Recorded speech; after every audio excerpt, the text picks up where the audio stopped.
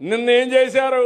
Bottles, ఆగిన ఖాళీ bottle తీసుకుపోయి తిరుమల పైన పెట్టి ఇక్కడంతా కూడా మద్యం వచ్చేసిందని మన మీద బురదేయడం మొదలుపెట్టారు. ఇన్వెస్టిగేషన్ చేయమన్నా దొంగలు దొరికిపోయారు.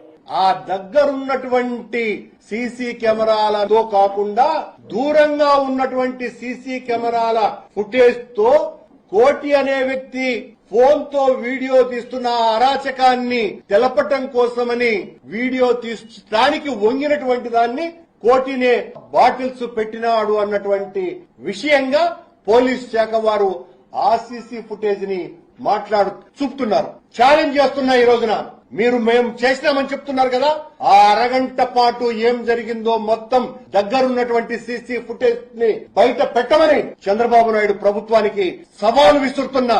మీరు తప్పు చేసి మా మీద బురద తల్లి మమ్మల్ని తుడుచుకోమని చెప్పడం కాదు, నిరంతరాయంగా ఈ 1.5 సంవత్సరాల కాలంగా ఎన్ని తప్పిదాలు జరుగుతున్నాయి.